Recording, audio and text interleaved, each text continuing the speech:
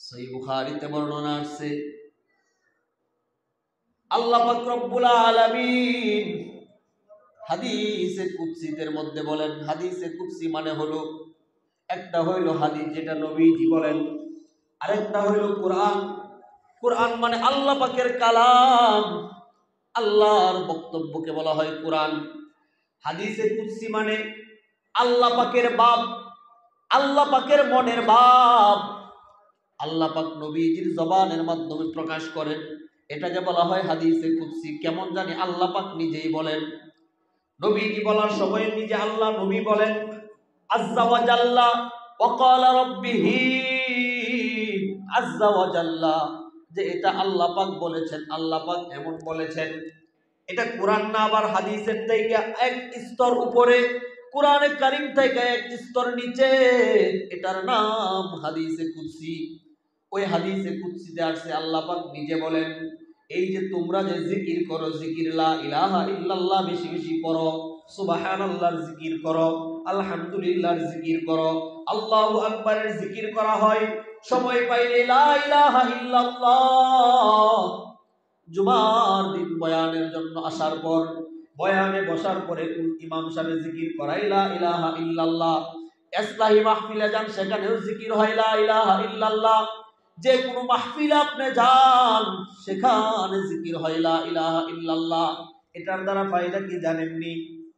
হাদিসে কুদসিতে আসছে, আল্লাহ পাক বলেন, বান্দা যদি প্রশ্ন করে আল্লাহ পাক আমাকে কতটুকু মহব্বত করে, আল্লাহ পাক তার জবাবে বলেন, আগে তুমি নিজেরে নিজে জিজ্ঞাসা করো আমি আল্লাহকে কতটুকু ভালোবাসি। কথা বুঝেন নাই?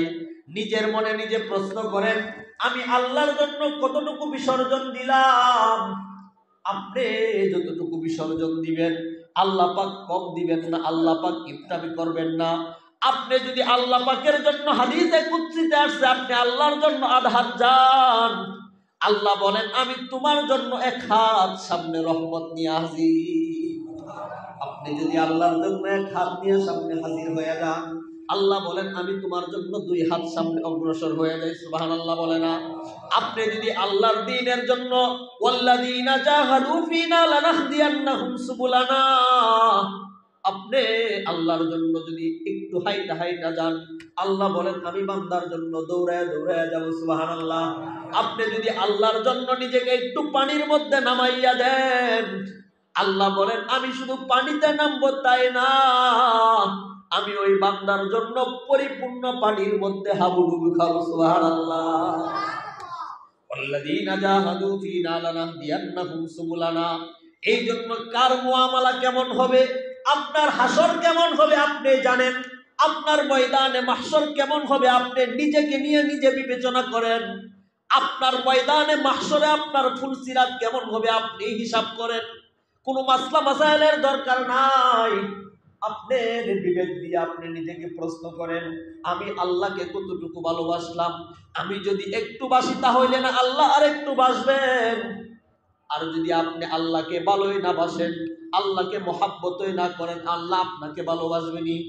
আল্লাহর ভালোবাসা ছাড়া, আল্লাহর দয়া ছাড়া, আল্লাহর অনুগ্রহ ব্যতীত গোটা দুনিয়ার কোনো মানুষ, কোনো নবী, সিদ্দিক, কোনো শহীদ, বীর, বুজুর্গ, আউলিয়া, কারো এমন কোনো ক্ষমতা নাই যে আল্লাহর ভালোবাসা ছাড়া সে জান্নাতে যাবে। বনি ইসরাইলের এক ব্যক্তি ছিল, আমল করতে করতে আমলের কোনো কমতি ছিল না। মনের মধ্যে আসছিল, হায় হায় আমার এত আমাল, আমার এত বন্দিগি, আমার আল্লাহ পাকের দয়ার প্রয়োজন নাই। ও আল্লাহ আপনি তাড়াতাড়ি ফয়সালা করেন, আমার আমলগুলো আপনি নিয়ে যান, আমার জান্নাত আমাকে বুঝাইয়া দেন। আল্লাহ বলেন তাই নাকি? কহা আল্লাহ। এবার আল্লাহ পাক ফুলসিরাতের কাছাকাছি যাইয়া, মিজানের পাল্লার কাছে যাইয়া ওই ব্যক্তির আমলকে ওজন করার পর বলে, বান্দা তোমাকে জান্নাত দিয়া দিলাম, তোমার জন্য জান্নাত কনফার্ম করলাম। কথা বুঝতেছেন নি? তোমার জন্য আমি জান্নাতকে নির্দিষ্ট করলাম। তবে শুনো, জান্নাতে তো যাইবা, এর আগে আমি আল্লাহ পাক জাহান্নামটা কেমন বানাইলাম দেখতে কি মনে চায় না? আল্লাহ মনে চাই, যাও না একটু আমার জাহান্নামটা গুইরা দেখা আসো। এবার ওই ব্যক্তি ফেরেশতার সাথে জাহান্নাম ঘুরতে ঘুরতে দেখবে। জাহান্নাম ঘোরার পরে যখন একটু এক দুই হাত যায়, তার পানি পিপাসা লেগে যায়, একটু পরে বলে আল্লাহ একটু পানি দেন না। আল্লাহ ফেরেশতারা বলে পানি দেওয়া যাবে না, এটা দুনিয়ার জমিন না। দুনিয়াতে আমার আল্লাহ ছিল রহমান, আমার আল্লাহ রহিম। আমার আল্লাহ দুনিয়াতে বেঈমানকেও খাওয়াইছে, নামাজ পড়নেওয়ালাকেও সম্পদ দিছে, নামাজ পড়নে না ওয়ালাকেও সম্পদ দিছে। আল্লাহ মুসলমানকেও সম্পদ দান করছে, বেঈমানদেরকেও আল্লাহ বাড়ি গাড়ির মালিক বানাইলো। কিন্তু এটা দুনিয়ার জমিন না, এটা এখন পরকালের জমিন। এটা দুনিয়ার কোনো জমিন না, এটা এখন ময়দানে মাহশরের মাহশর। এটা পরকাল, এখানে বিনা পরিশ্রমে কিছু দেওয়া হয় না। এবার বান্দা জিজ্ঞাসা করে আপনি কি বলতে চান ফেরেশতা মহোদয়? ফেরেশতা বলবে পানি এক গ্লাস দিব, শর্ত আছে। আপনি যদি পানি পান করতে চান, আপনি যদি পানি খাইতে চান, আমাকে আপনার 20 বছরের আমল দিতে হবে। সুবহানাল্লাহ কয় না? আল্লাহ পাক দেখেন না, আল্লাহর অনুগ্রহ ব্যতীত কেউ জান্নাতে যেতে পারবে না। কোন মুফতি মুহাদ্দিস পীর বুজুর্গ ওলি আউলিয়া আমাল কইরা আপনি জান্নাতে যাবেন এই চিন্তা মাথার মধ্যে আনা যাবে না। আমার আল্লাহ যদি অনুগ্রহ করেন আমি জান্নাতে যাব, আরে আমার আল্লাহ যদি খুশি হয় আমার জান্নাত প্রয়োজন নাই, কথা কয় না? আমার আল্লাহ যদি খুশি হয় আমার জাহান্নামে খুশি নাই। আরে জান্নাত জাহান্নাম দিয়া কি হবে? জান্নাত আল্লাহর মাখলুক, জাহান্নাম আল্লাহর মাখলুক। আল্লাহ যদি খুশি হয়ে যান, এই জন্যই তো রাবিয়া বসরি বলেন আমার জান্নাতও প্রয়োজন নাই, আমার জাহান্নামও প্রয়োজন নাই। আমি জান্নাতও চাই না, আমি জাহান্নাম চাই না।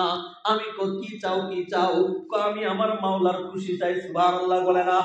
আমি আমার মাওলার খুশি চাই, আমি আমার আল্লাহর খুশি চাই। আমার আল্লাহ যদি আমার প্রতি খুশি হয়ে যায়, আমার জান্নাত জাহান্নাম কোনো কিছুর আমার প্রয়োজন নাই। বলেন সুবহানাল্লাহ। এবার ওই ব্যক্তিকে বলবে তুমি কি চাও? আমি এক গ্লাস পানি খেতে চাই। পানি দিব, শর্ত হইল 20 বছরের তোমার আমাল দিয়া দিতে হবে। ঠিক আছে, নেও আমল 20 বছরের দিয়া দিলাম। 60 বছরের জিন্দেগি বাকি আছে 40 বছর। এভাবে মাত্র 3 গ্লাস পানি পান করবে। এক গ্লাস পানিতে যদি 20 বছরের আমল চলে যায়, 3 গ্লাসে কত বছরের আমল চলে যায়? জোরে আওয়াজ করে বলেন না। তাহলে বুঝেন দেখি এবার দুনিয়াতে কত গ্লাস পানি পান করলেন? দুনিয়াতে আল্লাহ পাকের কত নিরেট, কত লক্ষবার কত গ্লাস পানি পান করলেন? আল্লাহর জন্য কি দিলেন? আল্লাহর কত নিরেট আবহাওয়া, আল্লাহর বাতাস ভোগ করলেন, আল্লাহর নিয়ামত ভোগ করলেন। ঠিক টাইমে আপনার এক্সচেঞ্জার চাপ দেওয়ার পরে পেশাব পরিপূর্ণভাবে হয়, এটাও আল্লাহ পাকের নিয়ামত। হাজারো মানুষের পেশাব আটকে যায়, বাথরুমে যাওয়ার পর আপনার পায়খানা আটকে যায়, সে বুঝে কেমন নিয়ামতের নিয়ামত এটা। আল্লাহ বলেন ওয়াইন তাউদ্দু নিয়ামাতাল্লাহি লা তুহসুহা। ওই যে বনি ইসরাইলের ব্যক্তি পানি পান করলো কয় গ্লাস? আওয়াজ করে বলেন না। 3 গ্লাস পানি পান করলো। 1 গ্লাস পানি দিয়া তার জিন্দেগির আমলের 20 বছরের চলে যায়। 2 গ্লাস দিয়ে 40 বছরের চলে যায়। 3 গ্লাস দিয়া 60 বছরের আমল চলে যায়। বনি ইসরাইল 60 বছরের পানি পান কইরা, 60 বছরের আমল দিয়া 3 গ্লাস পানি পান কইরা, এবার যখন জাহান্নাম এখনো পুরা শেষ হয় নাই, সামনের দিকে বাড়ছে, আবার পানি পিপাসা লাগে, বলে ওই মালিক ফেরেশতা, মানে জাহান্নামের এক দারওয়ান দায়িত্বশীল ফেরেশতার নাম হইল মালিক। জাহান্নামের যেই দায়িত্বশীল এক ফেরেশতা তার নাম হইল মালিক। ওই মালিক আমাকে এক গ্লাস পানি দিয়া দাও।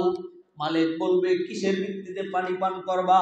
ওই যে 60 বছর আমল করছিলা, 60 বছর নামাজ পড়ছিলা, 60 বছর রোজা রাখছিলা, 60 বছরের সমস্ত আমল তোমার 3 গ্লাস পানির বিনিময়ে শেষ। এবার তুমি কিসের ভিত্তিতে পানি পান করবা? এবার তিনি চুপচাপ হয়ে গেলেন। হাই হাই হাই, আমি বুঝি আল্লাহকে কষ্ট দিয়া ফেলাইছি। আরে আল্লাহর অনুগ্রহ ছাড়া জান্নাতে যাওয়া সম্ভব নেই। আল্লাহর অনুগ্রহ ছাড়া আপনি যত কিছুই হয়ে যান না কেন, আল্লাহর অনুগ্রহ ব্যতীত জান্নাত জাহান্নামের কাছে দাঁড়াও আপনি বুঝতে পারবেন না, কথা ঠিক কিনা? এবার বনি ইসরাইল দেখেন না, 3 গ্লাস পানি পান করার পর 4র্থ গ্লাস যখন পানি পান করবে তার আমাল নাই, ফেরেশতা পানি দেয় না। এবার তিনি আল্লাহর কাছে দৌড় দিয়া যায়। আল্লাহর কাছে গিয়া আল্লাহর কুদরতি পায়ে সিজদার মধ্যে পড়ে যায় আর বলে মালিক আর কোনোদিন উল্টা পাল্টা করব না। বুঝতে পারি নাই মালিক, ভুল হয়ে গেছে। আসলে আপনার অনুগ্রহ ব্যতীত, আপনার দয়া ব্যতীত, নিজের আমালের ভিত্তিতে